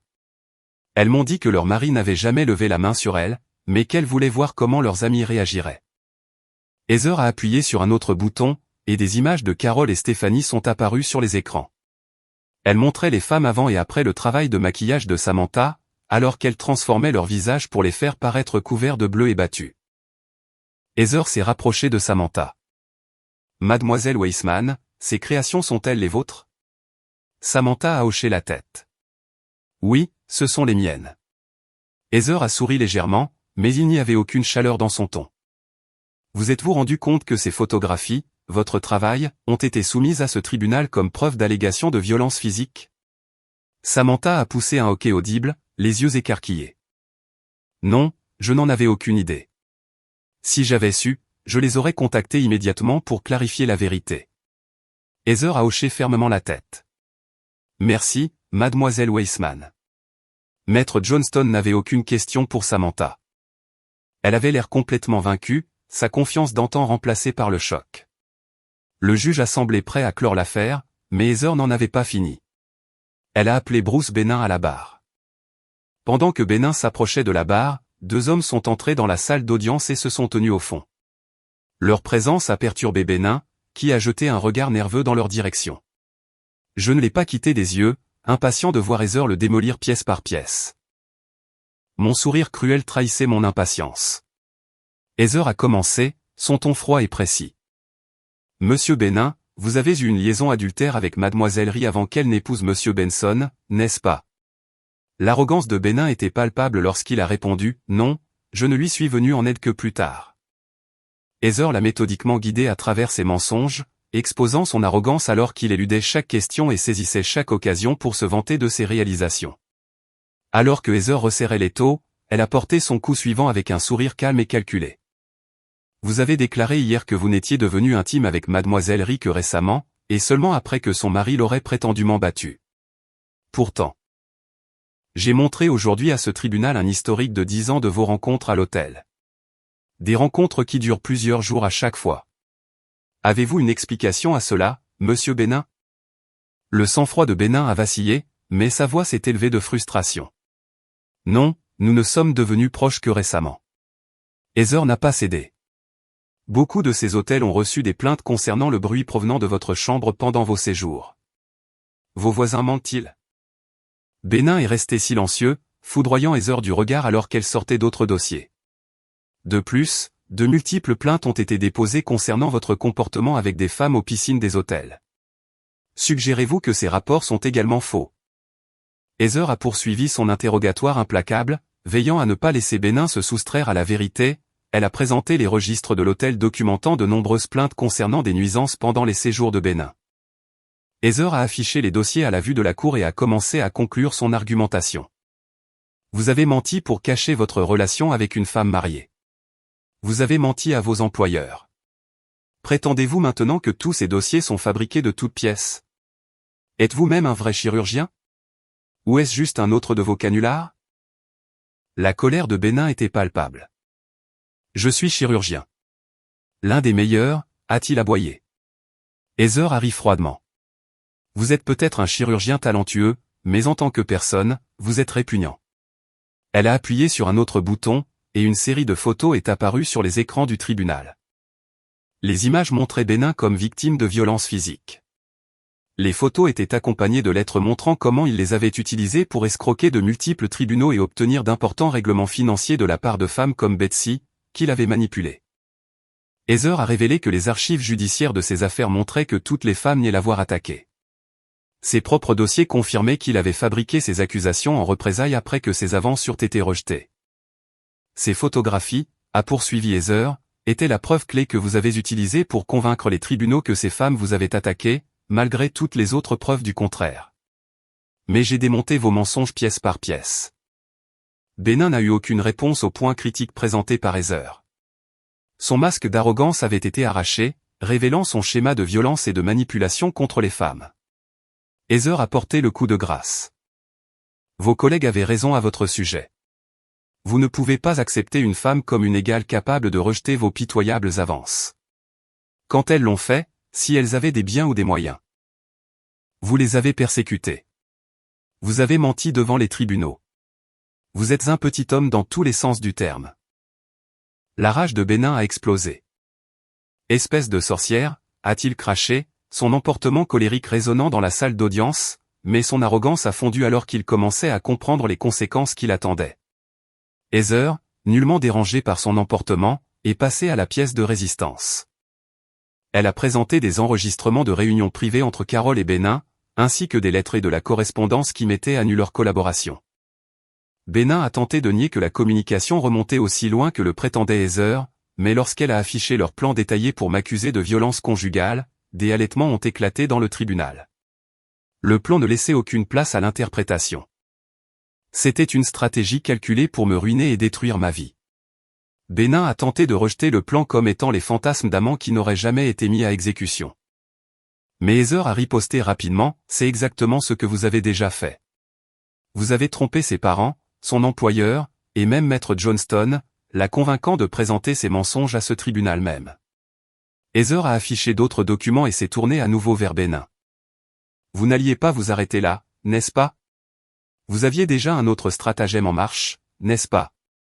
Benin a nié, mais son malaise a grandi alors qu'il jetait un regard nerveux vers les deux hommes au fond de la salle d'audience, puis vers Carol. Heather a appuyé sur quelques boutons et le clou final dans le cercueil a été révélé. Un plan conçu par Benin pour épouser Carol uniquement dans le but de consolider sa position de chef de la neurochirurgie. Son but ultime était de maîtriser de nouvelles techniques d'ici 3 à 4 ans, de s'installer aux États-Unis et de gagner des millions. Le plan détaillait comment Carol serait jetée une fois qu'il se serait lassé d'elle. Il avait même décrit 3 scénarios pour s'assurer qu'elle commette un adultère, y compris un scénario de bondage les yeux bandés marqués d'un astérisque, l'utilisation de substances illégales et l'exploitation de son fantasme du grand homme. La salle d'audience était stupéfaite, plongée dans le silence. Carol s'est effondrée en sanglots, ses rêves brisés et sa réputation ruinée. Je n'ai pas pu m'empêcher de sourire de satisfaction. Heather s'est adressé à la cour avec assurance. Monsieur Benin a menti à ce tribunal et à d'autres pour obtenir des compensations financières. Je suis convaincu que les tribunaux seront sans pitié avec lui. Le shérif Griffiths de Hamilton a émis un mandat d'arrêt contre lui, que ses officiers sont ici pour exécuter au nom de ses victimes. De plus, j'ai obtenu une ordonnance du tribunal pour geler tous les avoirs de Monsieur Benin. Cette ordonnance a été exécutée ce matin. Heather a conclu en se tournant vers Carol. Je suis persuadé que Mademoiselle Rie comprend maintenant la différence entre l'homme qu'elle a si facilement trahi et un escroc qui exploite des femmes crédules pour compenser ses propres déficiences. Alors que les officiers menottaient Benin et l'emmenaient hors de la salle d'audience, Heather m'a appelé à la barre. J'ai raconté mes expériences avec une honnêteté dévastatrice. J'ai expliqué comment, dans mon état de dévastation et de choc après avoir découvert leur trahison, j'avais jeté les vêtements de nuit de Carol à la poubelle et uriné dessus. J'ai décrit le poids insupportable de leurs mensonges, comment ils m'avaient accusé d'être un agresseur, me faisant perdre la confiance de mes parents, mon emploi et de nombreux amis. Même si les accusations étaient fausses, les dommages causés à ma réputation m'avaient laissé au chômage et isolé. Le juge s'est adressé à moi solennellement alors que l'audience s'achevait. Monsieur Benson, vous avez été totalement innocenté et avez évité une grave erreur judiciaire. Vous êtes une personne vraiment décente, honnête et attentionnée, tout comme votre avocate vous a décrit au début. Vous méritez de trouver quelqu'un qui construira un bel avenir avec vous. A-t-il conclu sévèrement. Demain, je m'occuperai de ceux qui ont menti dans mon tribunal. Jim a pris Heather dans ses bras, puis s'est tourné vers moi, m'enlaçant vigoureusement. Bill, Sandra et les autres ont fait de même. J'ai remarqué que ma mère pleurait doucement à l'arrière-plan. Elle avait perdu à la fois sa fille et son fils dans cette épreuve et, comme Dan me l'avait dit plus tôt, ses visites à ses petits-enfants se faisaient de plus en plus rares. Le lendemain, le juge a prononcé la dissolution du mariage et m'a accordé une part des biens conformément à la loi. Carol avait l'air totalement dévastée. Aucune des compétences en maquillage de Samantha n'aurait pu dissimuler combien de temps elle avait passé à pleurer. Le juge a clairement fait savoir que mentir devant un tribunal entraînait de graves conséquences. Il a expliqué que si Carol avait gagné et que la vérité avait éclaté plus tard, elle aurait pu faire face à plusieurs années de prison. Au lieu de cela, il l'a condamnée à une amende de 5000 livres et lui a infligé une peine de prison avec sursis de 3 mois. Il a également décidé qu'elle devait payer l'intégralité de mes frais d'avocat dans un délai d'1 mois. Si elle ne le faisait pas, la peine avec sursis serait convertie en véritable incarcération. Carrie et Stéphanie ont chacune écopé d'une amende de 1000 livres, qu'elles devaient payer dans les 30 jours. Benin, quant à lui, devait comparaître devant le tribunal de Hamilton. Le shérif Griffiths a par la suite fait part de ses réflexions à Benin autour d'un café, lui précisant clairement qu'il subirait de graves répercussions. Après le tribunal, Heather, Jim et moi avons discuté de nos projets pour l'avenir. Heather prévoyait de signaler Benin au General Medical Council, GMC, dans le but de le faire radier du registre médical. Pendant notre conversation, Jim a reçu un appel du tribunal de Hamilton. Benin avait été placé en détention. Le shérif Griffiths avait signifié à l'équipe de défense de Benin que lors de la prochaine audience, il s'attendait à voir tout l'argent que Benin avait volé à ses victimes consigné au tribunal. Tout manquement à cette obligation entraînerait une longue peine de prison. De plus, Benin serait tenu de payer tous les frais de justice et toutes les autres dépenses justifiables que les femmes avaient encourues en raison de ces fausses accusations. Même avec ces remboursements, Benin risquait encore une lourde peine de prison. Heather prévoyait également de faire appel au General Nursing Council concernant le comportement de Carol. Bien qu'elle sût qu'il serait difficile de réussir, car les actes de Carol n'étaient pas liés à son travail professionnel, Heather estimait qu'il était important de faire réfléchir à 2 fois de futurs employeurs avant de l'embaucher. Quant à moi, j'ai commencé à chercher un nouveau travail, déterminé à aller de l'avant dans ma vie et à n'avoir plus rien à faire avec Carol. Heather m'a conseillé d'accepter la pension alimentaire jusqu'à ce que je trouve un emploi stable. J'ai été pris de court lorsque Jim m'a suggéré doucement, « Prends un peu de temps avec Sandra. Pour une raison quelconque, tu as l'air de l'aimer bien. » À chaque fois que je lui parle. Elle a l'air douce et attentionnée. Peut-être que vous pouvez vous aider mutuellement. Elle a mentionné qu'elle ne peut pas être ce que tu veux. Mais quoi que cela veuille dire, ça vaut la peine de l'explorer. Je ne le dirai qu'une seule fois. Après tout ce que tu as traversé. Tu dois consulter un conseiller. Malgré ton attitude joyeuse, tu portes beaucoup de douleur en toi. Tu ne nous trompes pas. Un conseiller peut t'aider à digérer ce qui s'est passé, à te retrouver et à reconstruire ta vie. Tu mérites ça. Heather est intervenue, votre histoire ressemble à quelque chose tiré d'un livre ou d'un film. Vous êtes un homme bon et honnête, Robert. Vous avez traversé l'enfer, mais vous avez la chance de vous construire une belle vie maintenant. Au moment de nous dire au revoir, Heather m'a fait rire. Si vous pensez que le juge a été clément envers elle en ne la mettant pas en prison, détrompez-vous. Ma facture pour elle s'élève à environ 24 000 livres. La vôtre aurait été inférieure puisque vous avez beaucoup aidé Betsy. Mais ne lui dites pas. Plus tard, Dan est passé après le travail pour prendre de mes nouvelles. Il était ravi pour moi, bien que j'aie été épuisé à cause de nuits blanches provoquées par son nouveau-né. Dan et sa femme avaient récemment décidé d'avoir un 3e enfant parce que Dan voulait un fils, et maintenant il l'avait. Nos parents ne l'avaient pas encore rencontré. Dan m'a proposé un travail de nuit, mais j'ai refusé car je n'avais pas beaucoup d'expérience dans ce domaine. Il m'a pris dans ses bras avant de partir, en disant, « Tu trouveras quelqu'un de fidèle, Robert. Tu auras la famille dont tu rêves. Sois juste prêt à affronter des couches toxiques avant que ce rêve ne devienne réalité. » Il a ri en s'éloignant. Plus tard dans la soirée, Sandra, Josie, Michaela, Gordon, Bill et les autres sont passés pour célébrer avec moi. C'était une occasion joyeuse, pleine de rire. À un moment donné, Josie m'a surpris en me demandant de danser. Elle m'a attiré tout près d'elle, a souri et m'a murmuré, « Donne une chance à Sandra. Elle s'est toujours sentie connectée à toi. Vous seriez bien ensemble. Et sinon, m'a-t-elle fait un clin d'œil, Mika ou moi, on s'occupera de te caser. » Elle a ri, faisant semblant de boiter comme si je lui avais marché sur le pied. Quand les autres sont partis, Sandra s'est attardée. Robert, a-t-elle commencé? La voix douce. Je le pensais vraiment quand j'ai dit que je t'aiderais si tu avais besoin de quoi que ce soit. J'aurais aimé pouvoir être la femme dont tu avais besoin à l'époque. Je n'ai jamais été avec un homme. J'avais tellement peur. Ma mère m'a toujours raconté des choses terribles sur l'intimité.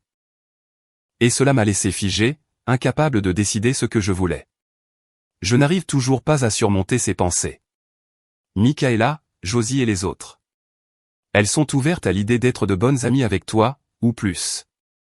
Mais toi. Tu es une personne trop bien pour rester seule. J'ai vu comment tu interagis avec les enfants au travail. Tu seras un père incroyable un jour. Fais ce qu'il faut pour trouver l'amour.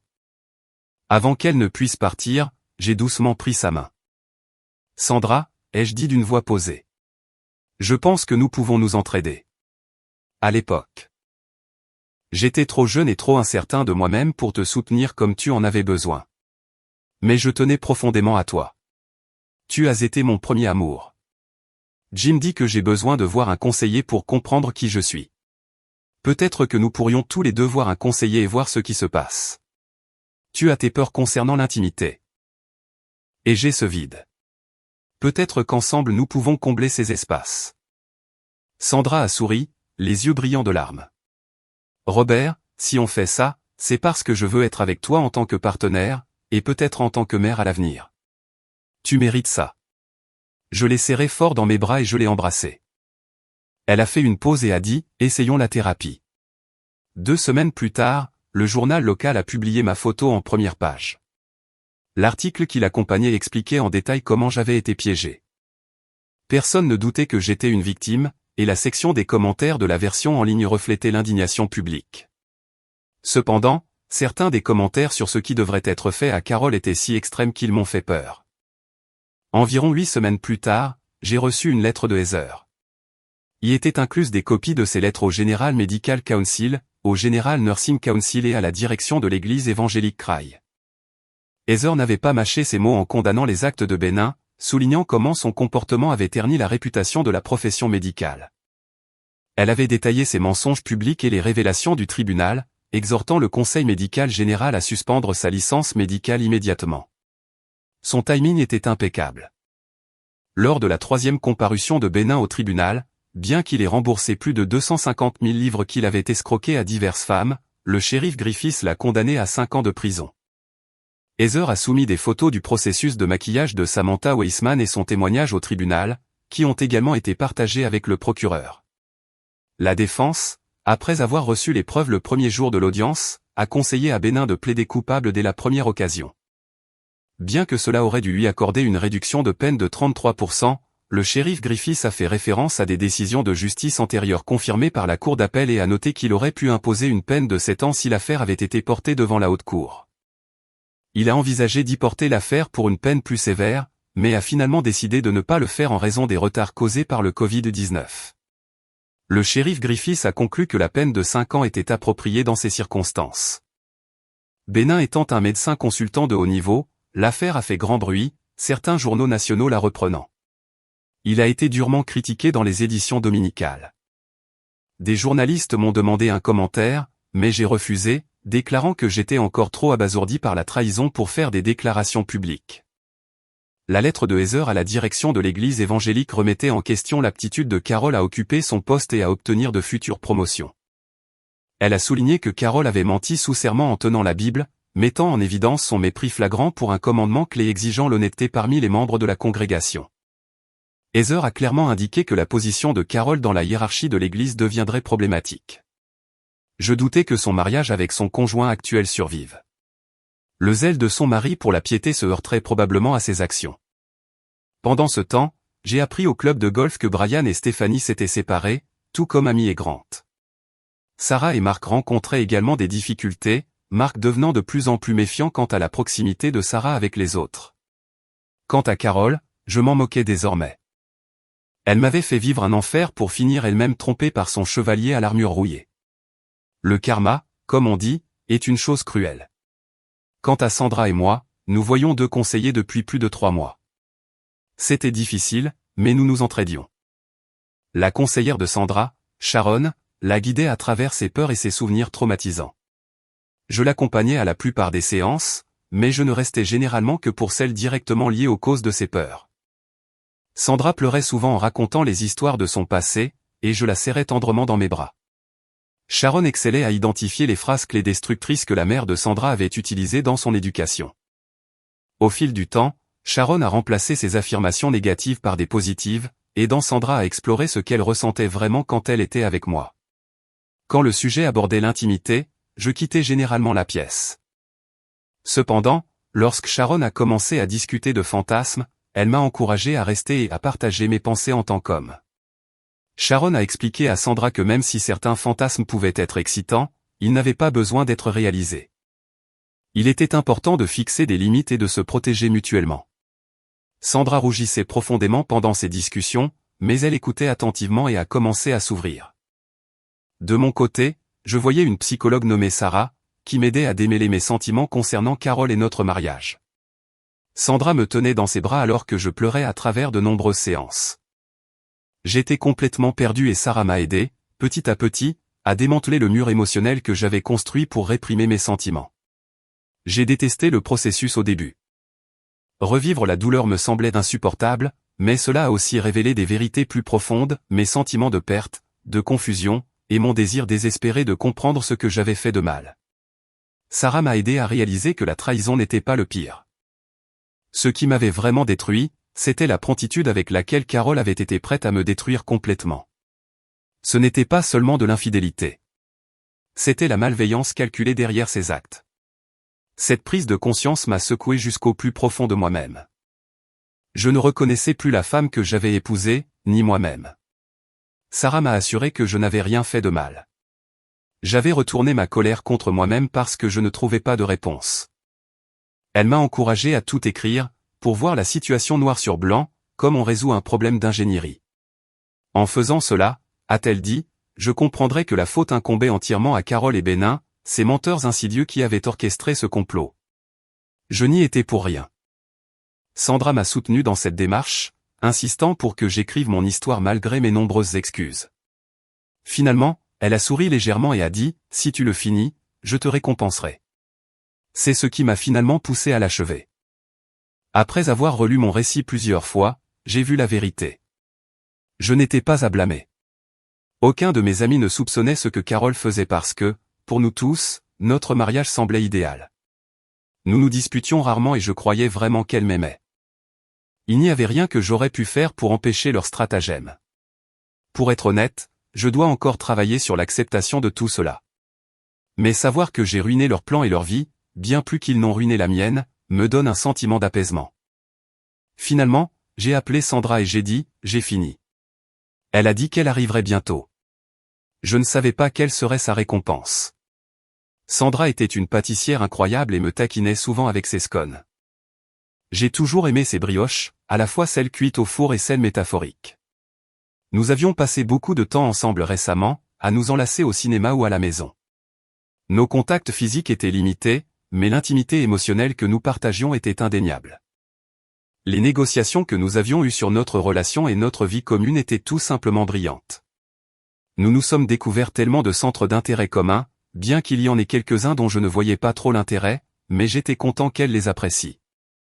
Par exemple, elle ne voyait pas l'attrait du golf, le décrivant comme « une bonne promenade gâchée ». Je ne pouvais pas contredire son point de vue. Sandra avait récemment parlé à Sharon de son amour pour les enfants et de son espoir d'en avoir un jour. Il semblait que les conseils de Sharon l'avaient vraiment aidé, comme en témoignait notre dernière séance ensemble. Il y avait un sentiment grandissant de possibilités entre nous, et pour la première fois, j'ai senti que nous étions en train de construire un avenir ensemble.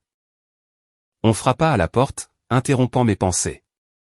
Quand j'ai ouvert, Sandra se tenait là, l'air nerveuse.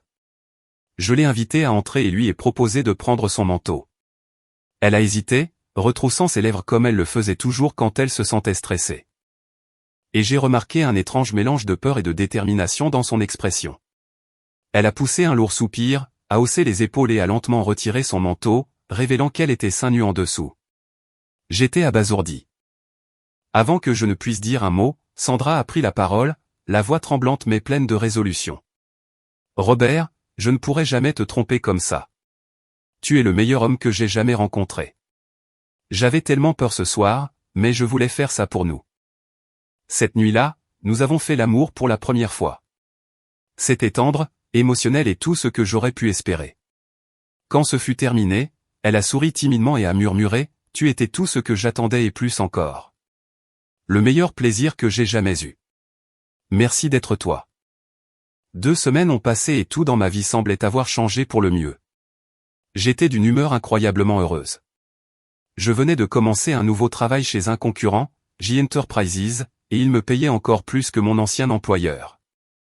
Mon nouveau patron, Neil Davison, m'a semblé être un chic type lorsqu'il m'a fait passer l'entretien. Il a confirmé tout le bien que j'avais entendu sur lui, et son attitude compatissante face à ce que j'avais traversé n'a fait qu'accroître mon respect pour lui.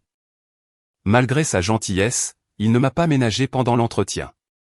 Il a minutieusement examiné mes compétences en ingénierie. J'ai apprécié son équilibre entre compréhension et professionnalisme. Sandra et moi passions la plupart de nos soirées ensemble. Notre lien ne faisait que se renforcer au fil des jours, et je ressentais un niveau de bonheur et de satisfaction que je n'aurais jamais cru possible il y a encore quelques mois. Alors que je repense à notre histoire, je réfléchis aux rebondissements qui nous ont menés ici. La vie peut être imprévisible, et parfois, les périodes les plus sombres peuvent conduire aux dénouements les plus lumineux. À mon avis, le mari de cette histoire, si vous me permettez de me considérer comme un personnage de ce récit, a fait preuve d'intelligence pour surmonter les défis auxquels il a été confronté. Tout le monde n'aurait pas deviné comment les choses allaient se dérouler, ni la force qu'il faudrait pour en arriver là. Que pensez-vous de cette histoire? Et jusqu'à la prochaine fois.